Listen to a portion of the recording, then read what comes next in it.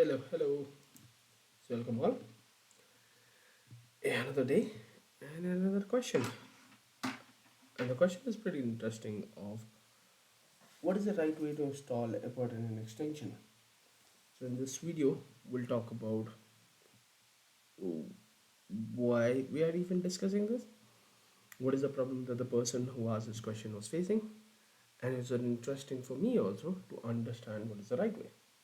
So during the research of making this video, I was able to understand that detail.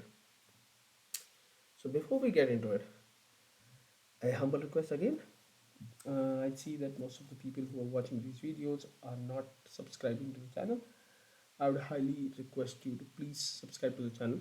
It helps us to understand what kind of content you like, what kind of videos you like, um, and let us decide what kind of topics we choose to record videos on.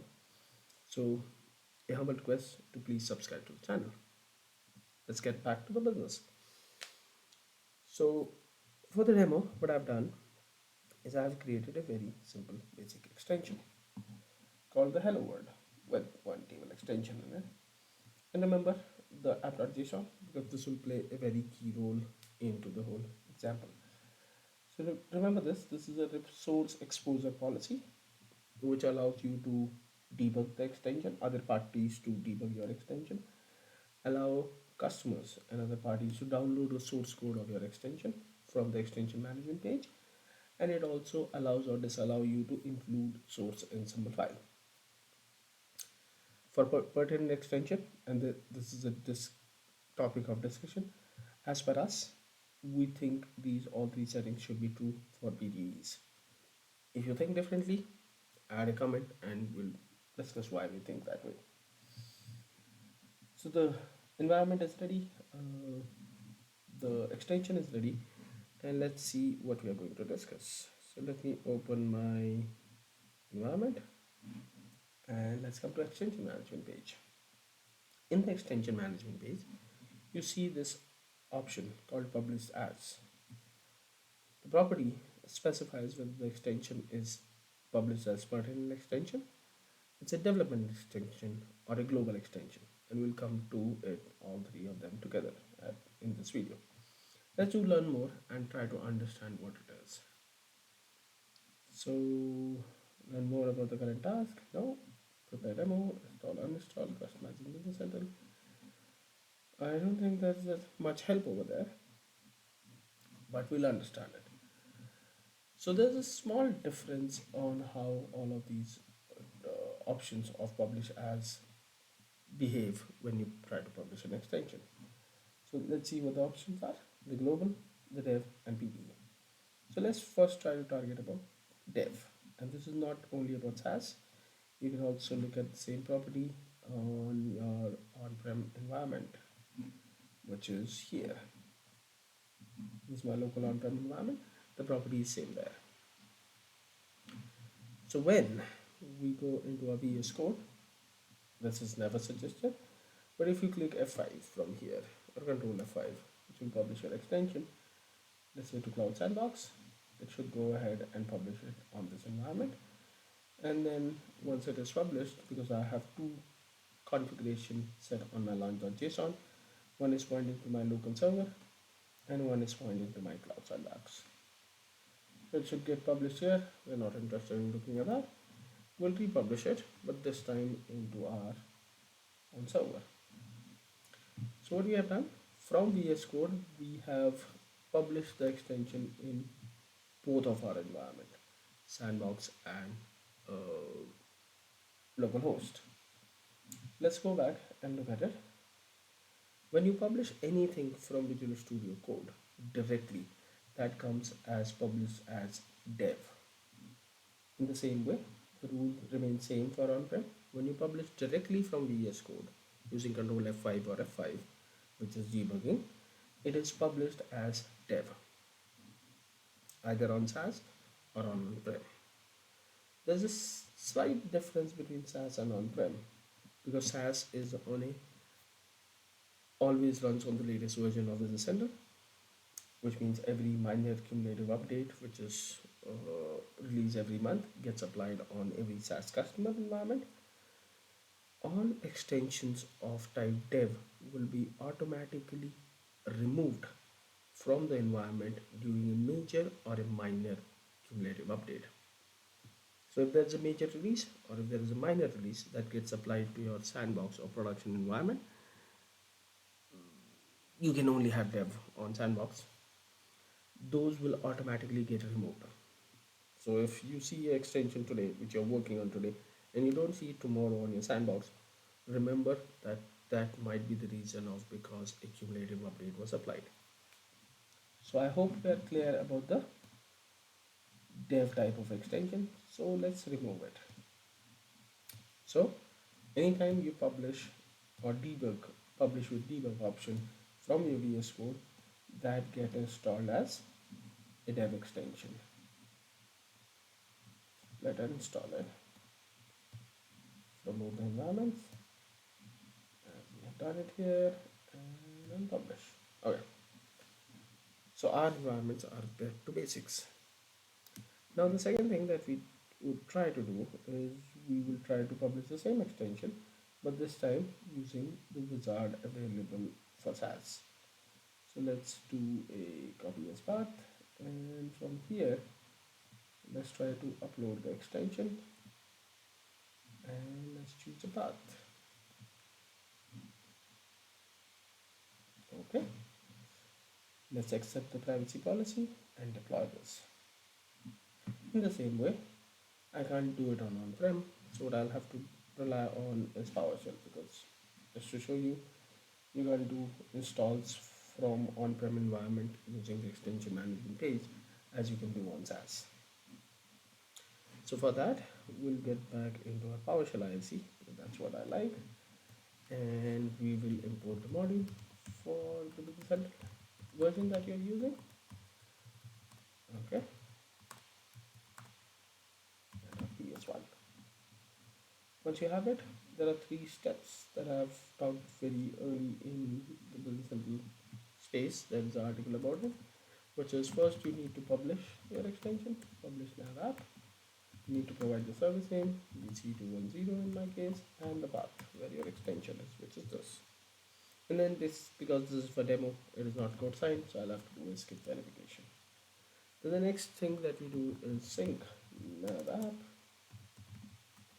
and the parameter server instance remains as it is. And then the next parameter is name. What is the name of the extension? The name of the extension is extension. Okay, I'm running pretty fast with the mouse, so let me do this. Called extension publish. Okay, the name is extension publish. And then the last but not least is install nav app, and all the parameters remain same. This is what you need to do to install an extension on-prem. So let's try to run all these three together and see what happens. So I'll go ahead and install that extension on my on-prem environment. Okay, here it is. Now pay attention to the column as published as global. Let's go back to SaaS and see what happened there when we published it from the wizard. It's still publishing, okay? It takes some time it seems. But let's see the installation status, which you can always see. It failed. Oh, why it failed? Okay. Alright. I might have the same extension for something else. Let me try going back to my VS Code and changing the version of this app to 1.01 to always incrementing numbers. Okay, let's try to upload the extension, and this time we will choose the version 1.01. Let's accept the term and let's come to deploy. So there is a slight difference when you're trying to publish the extension either from PowerShell and on-prem and using the deploy extension wizard like this as we are doing it here.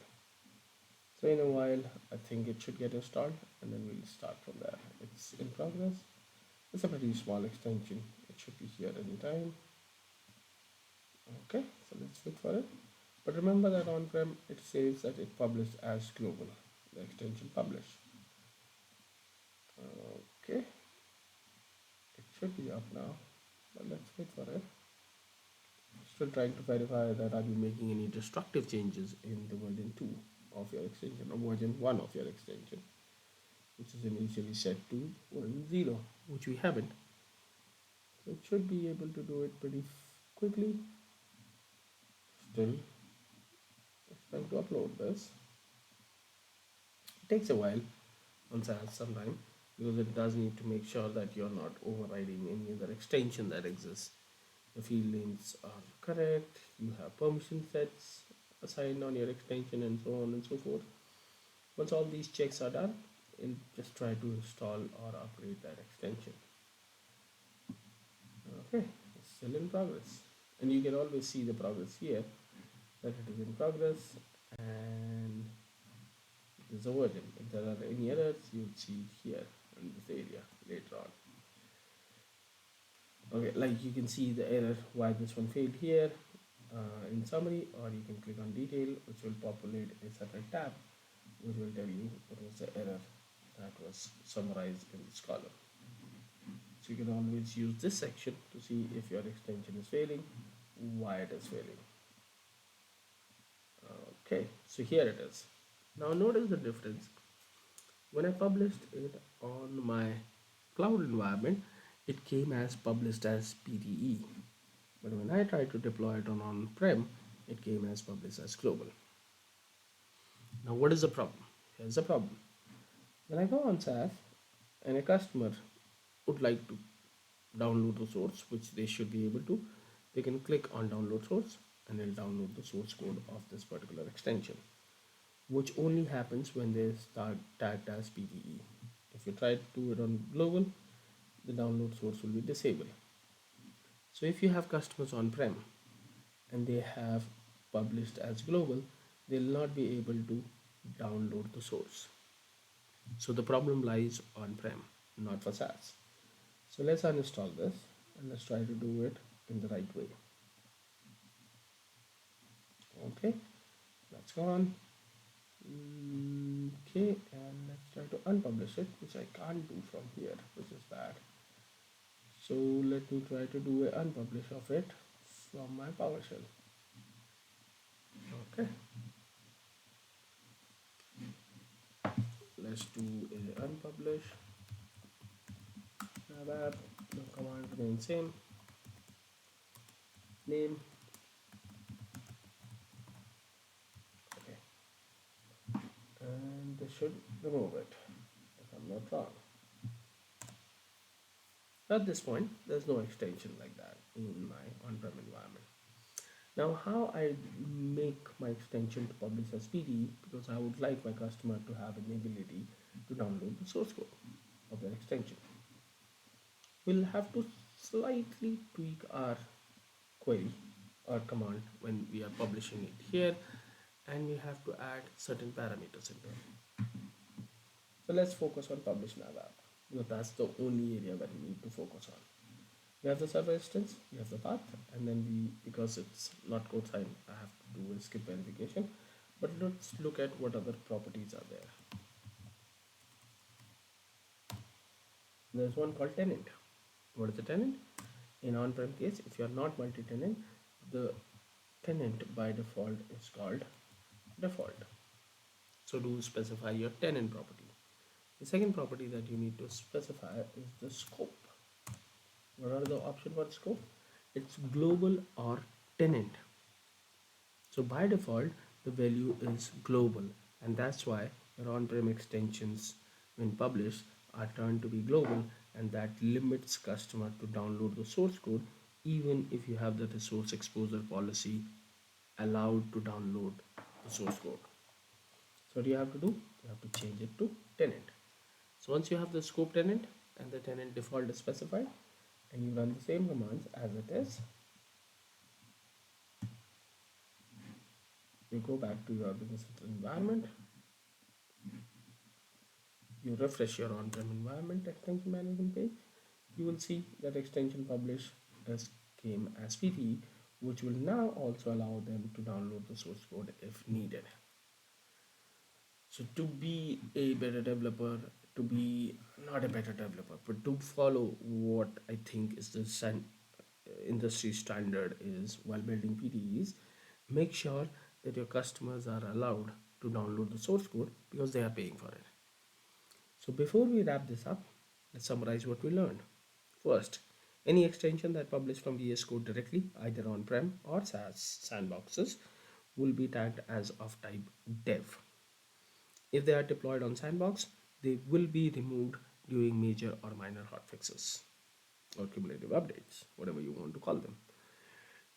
The extension that are published on-prem, during the publish PowerShell command, you need to make sure that you specify two properties. One, which is tenant, and if it is not multi-tenant, then the value of that is default.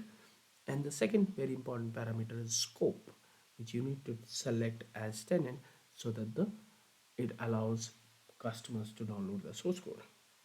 These settings are only applicable for on-prem. When you are on business and SaaS, Microsoft takes care of it that when you are installing an extension, it automatically makes it as PDE extension. So hope that clarifies it out. If you like the content, please do share the video. Please do subscribe to the channel if you haven't, and let me know your views as comment to this video. I'll see you next time. This is Saurabh Dhani signing off, and we'll meet next day with another question from the community. Thank you.